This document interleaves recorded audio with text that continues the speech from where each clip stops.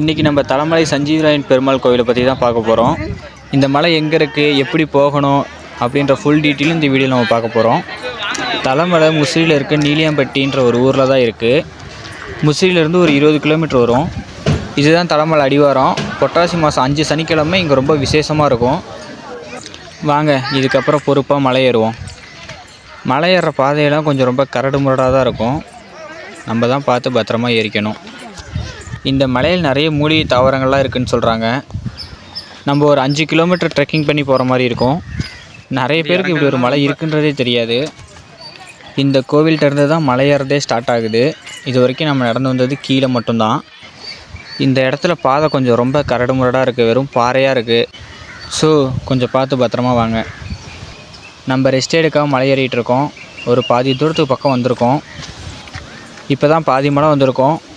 இந்த இடத்துல நிறைய கடைகள் இருக்குது. இந்த இடத்துக்கு வந்துட்டோன்னா நம்ம பாதி மலை வந்துட்டோன்னு அர்த்தம். இந்த இடத்துல வாட்டர் பாட்டிலு, ஜூஸு, ஸ்நாக்ஸ்லாம் விற்பாங்க. ஆனால் ரேட்டெல்லாம் டபுள் மடங்காக இருக்கும்.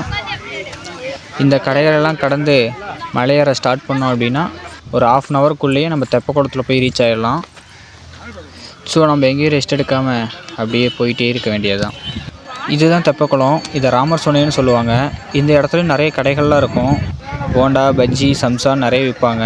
உங்களுக்கு எதனா வேணும் அப்படின்னா நீங்கள் வாங்கி சாப்பிட்டுட்டு இங்கேருந்து மலையேற ஸ்டார்ட் பண்ண வேண்டியது தான். தெப்பக்குளத்துக்கு பக்கத்துலேயே அன்னதானமும் போடுவாங்க. அது வேணுனாலும் நீங்கள் வாங்கி சாப்பிட்டுக்கலாம். தேங்காய், வாழைப்பழம், பூ எல்லாமே மலை மேலே விற்பாங்க. நீங்கள் வேணுன்னா வாங்கிக்கோங்க. ஆனால் அமௌண்ட் அதிகமாக இருக்கும். தேவையானதெல்லாம் வாங்கிக்கிட்டு அப்படியே நடக்க ஸ்டார்ட் பண்ணிங்க அப்படின்னா போகிற வழியெல்லாம் நெல், கடலைன்னு அவங்க தோட்டத்தில் விளைஞ்சதெல்லாம் போட்டிருப்பாங்க. இதெல்லாம் எதுக்காக கொண்டு வந்து இங்கே போட்டிருக்காங்கன்னு பார்த்தீங்கன்னா அவங்க தோட்டத்தில் விளைச்சல் நல்லா வரணும்னு வேண்டி கொண்டு வந்து போட்டிருக்காங்க. கோவிலுக்கு போகிறதுக்கு முன்னாடி ஒரு வியூ பாயிண்ட் இருக்கும். அங்கேருந்து பார்த்தீங்கன்னா காவேரி ஆறு ஒரு கோடு மாதிரி தெரியும். இந்த இடத்துல கொஞ்சம் நேரம் பார்த்துட்டு இருந்துட்டு திரும்ப கோவிலுக்கு போக ஸ்டார்ட் பண்ணிடுங்க. இந்த படிக்கட்டு ஏற இடத்துக்கு வந்துட்டிங்க அப்படின்னா கோயிலுக்கு வந்துட்டிங்கன்னு அர்த்தம். அவ்வளவுதான், ஒரு கொஞ்சம் தூரம் தான், சீக்கிரம் போயிடலாம். இது ஆஞ்சநேயர் கோவில்.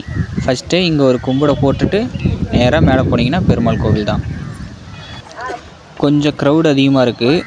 நம்ம வெயிட் பண்ணி தான் போகணும். மார்னிங் சீக்கிரமாக வந்தீங்க அப்படின்னா கொஞ்சம் க்ரௌடு கம்மியாக இருக்கும். சீக்கிரமாக நீங்கள் சாமி பார்த்துட்டு கிளம்பிடலாம். ஒரு 10 மணிக்கு மேலெலாம் வந்தீங்கன்னா க்ரௌடு அதிகமாக இருக்கும். நீங்கள் வெயிலில் ரிட்டன் கீழே இறங்குறது கஷ்டம். ஸோ முடிஞ்சளவு சீக்கிரமாக வர ட்ரை பண்ணுங்கள். தரிசனம் முடிச்சுட்டு வெளியே வந்தீங்கன்னா இங்கேருந்து பார்க்க வியூ வேறு லெவலில் இருக்கும். நீங்கள் சீக்கிரமாக வந்தீங்கன்னா இங்கே எவ்வளோ நேரம் வேணாலும் டைம் ஸ்பெண்ட் பண்ணலாம். லேட்டாக வந்தீங்க, க்ரௌட் அதிகமாக இருக்குன்னா இங்கே நிற்க விட மாட்டாங்க. ஏறுறதை விட இறங்கும்போது தான் நம்ம ரொம்ப பார்த்து ஜாக்கிரதையாக இறங்கணும். அப்படியே பொறுமையாக இறங்கி கீழே வந்துடுங்க. கீழே வந்தீங்க அப்படின்னா அந்த தெப்பக்குளத்துக்கு பக்கத்தில் ஒரு கருப்பண்ணசாமி கோவில் இருக்கும். அங்கேயும் பார்த்துருங்க. மலையை விட்டு பொறுமையாக கீழே இறங்கி வந்தீங்கன்னா கீழேயும் அன்னதானம் போடுவாங்க. நீங்கள் வேணுன்னா சாப்பிட்டுட்டு அங்கேயே கொஞ்சம் ராட்டினங்கள்லாம் இருக்கும். அங்கேயும் நீங்கள் கொஞ்சம் என்ஜாய் பண்ணிவிட்டு நிறைய கடைகள் இருக்கும். உங்களுக்கு எதனா திங்ஸ் தேவை அப்படின்னா அந்த கடைகளில் வாங்கிக்கோங்க.